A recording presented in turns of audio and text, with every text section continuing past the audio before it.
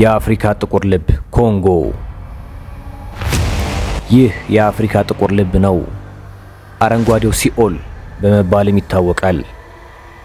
ይህ the white man's grave ተብሎ የሚጠራው ስፍራ በዓለማችን ላይ ባሉ እጅግ ጨካኝ እንስሳት፣ መርዛማ ንክሻዎች፣ አደገኛ መንደፊያዎችና ገዳይ መርዞች የተሞላ ነው።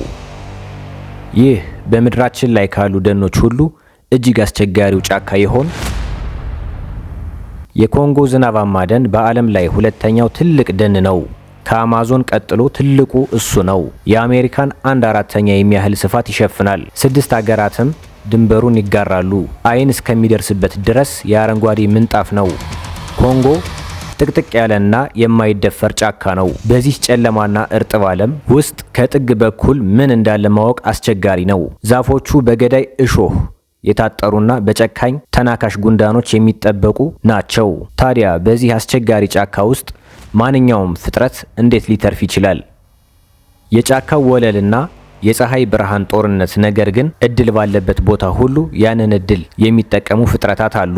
የኮንጎ እምብርት የጫካው ወለል ነው። ከዚህ በታች ያለው ህይወት የሚወሰነው በላይኛው በኩል በሚከናወነው ነገር ነው። የኮንጎን ግዙፍ ሞተር የሚያንቀሳቅሰው የፀሐይ ብርሃን ነው። ዛፎች ፀሐይን ለማግኘት ከ15 ህንፃ ፎቅ በላይ ይረዝማሉ። ተቀናቃኞቻቸውን በጥላ ስር ይተዋቸዋል። ከፀሐይ ብርሃን ውስጥ ወደ ጫካው ወለል የሚደርሰው 2% ብቻ ነው። 20 ሚሊዮን የሚሆኑ የድራይቨር አንት መንጋዎች እንደ ህያው የጅምላ ጨራሽ መሳሪያ የጫካውን ወለል ያጥለቀልቁታል። በኮንጎ ዝናባማ የአየር ንብረት ምክንያት የተለያዩ የኑሮ ደረጃዎች ተፈጥረዋል። ነገር ግን ከዚህ ብዝሃነት ጋር አደጋም አብሮ ይመጣል። የጫካው ወለል የብዙ ገዳይ አዳኞች መኖሪያ ነው። ይህ የጫካ አይጥ ቀኖቹ የተቆጠሩ መሆናቸውን አላወቀም። በድብቅ ገዳዩ በቅርብ እየጠበቀው ነው። ጋቡን ቫይፐር አስመሳዩ የጥበብ መሪ በመባል ይታወቃል።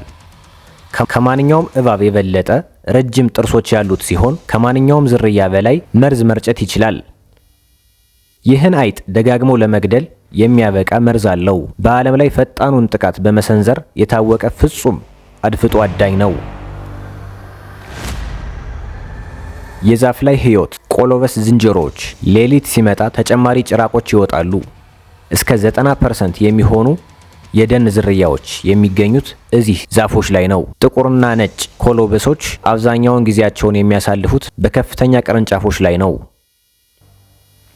ምንም እንኳን ቅጠሎች ጉዳት የሌላቸው ቢመስሉም እንደ ታኒን እና ሳይናይድ ያሉ ገዳይ መርዞች የተሞሉ ናቸው። ኮሎበሶች በየቀኑ ብዙ ሰዎችን ሊገድል የሚችል መርዝ ይመገባሉ። በሂደት ግን ይህን መርዝ የሚከላከሉ ባክቴሪያዎችን በሆዳቸው ውስጥ አፍርተዋል።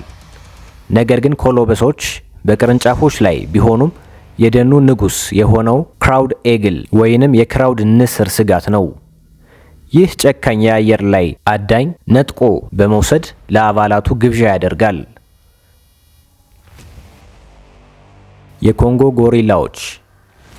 የምዕራብ ቆላማ ጎሪላዎች በአንድ ወቅት አትክልት ብቻ በል መሆናቸው ይታመን ነበር። አሁን ግን ምስጦችን እንደሚመገቡ ታውቋል። ትልልቆቹ ሴቶች ምስጦችን ከጉድጓዳቸው አውጥቶ የመብላት ጥበብ አላቸው። ጎሪላዎች በጥብቅ ቤተሰብ ይኖራሉ። እያንዳንዱ ቤተሰብ ሲልቨር ባክ በሚባል ግዙፍ ወንድ ይመራል። ይህ ዝንጀሮ የሰውን ያህል ቁመት ቢኖረውም ክብደቱ ግን የሰውን 3 እጥፍ ያህል ነው። ጎሪላዎች ከምስጥ በተጨማሪ ፍራፍሬዎችን ይወዳሉ። አዲሱ ግኝት ስጋበል ዝንጀሮዎች። በቅርቡ የተገኘው አስደንጋጭ ነገር አጃይል ማንግበይ የተባሉ ዝንጀሮዎች ባህሪ ነው።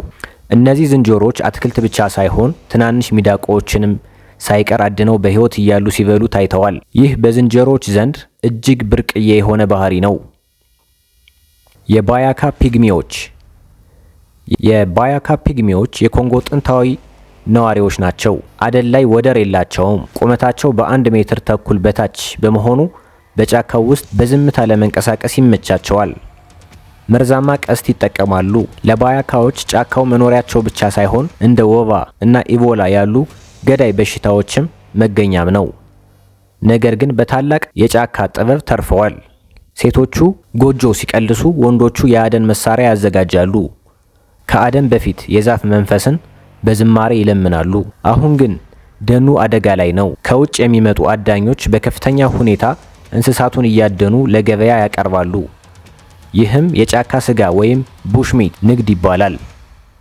በአንዳንድ አካባቢዎች የእንስሳት ቁጥር በ90% ቀንሷል። ሆኖም አንዳንድ የባያካ ተወላጆች አሁን እንስሳቱን ከመግደል ይልቅ እነሱን በመንከባከብና ለሳይንቲስቶች መረጃ በመስጠት እየሰሩ ነው። የጎሪላዎችን አመልና ባህሪ በማጥናት ለዓለም እያሳወቁም ነው። ለዘመናት የኮንጎ ሀብት በሚስጥርና በፍርሃት ተሸፍኖ ቆይቷል። አሁን ግን ያ መጋረጃ እየተጋለጠ ነው። ኮንጎ በአሁኑ ጊዜ በአፍሪካ ውስጥ ብዝሃ ሕይወት በከፍተኛ ሁኔታ የሚገኝበት ስፍራ ነው። አንድ ነገር ግን እርግጠኛም ነው፣ ኮንጎ ገና ያልተገለጡ ብዙ ሚስጥሮች አሏት።